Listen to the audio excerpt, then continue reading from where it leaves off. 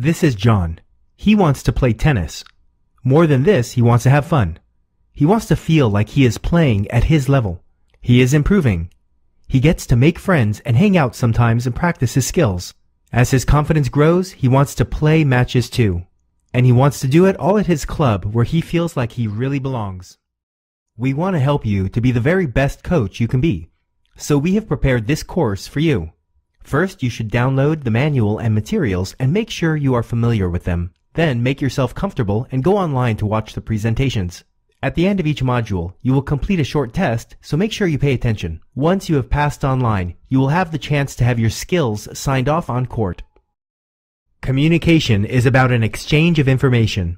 This information can be delivered verbally, but also young players will read your body language and facial expressions. A core part of the program includes using questions to help engage players, and ensuring that information is delivered simply and clearly based on a child's age. You will need to give individual and group feedback. And finally, recognize and reward effort, the one thing a child can truly control.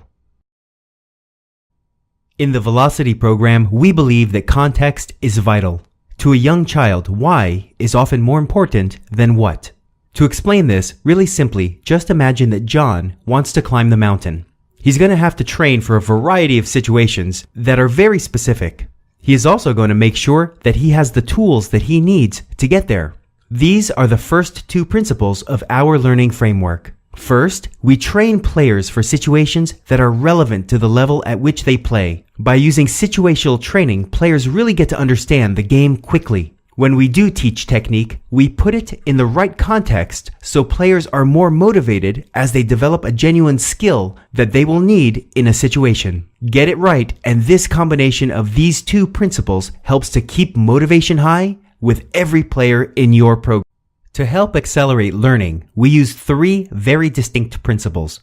The first is to develop a drill in a number of different ways. While some players want to always compete, others want to work together. So we use a combination of cooperative and competitive activities in order to help players stay confident and engaged. We also work hard to progress activities to an appropriate level of challenge. Players learn best when they are challenged, so finding the right level is also key. Finally, we know that players learn best through practicing using differences and even opposites.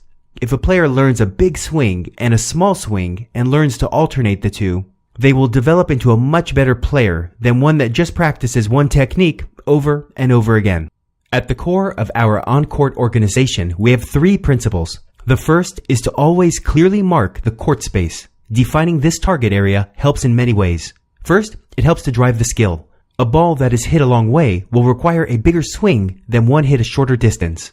Secondly, it helps players to understand the concept of in and out at an early stage. The second principle is defining a movement cycle in each and every activity. Tennis is often taught like it is golf with the player in a stationary position. Instead, a player should always start in the ready position, move to the ball, stop, balance, and hit, then recover to middle of the court.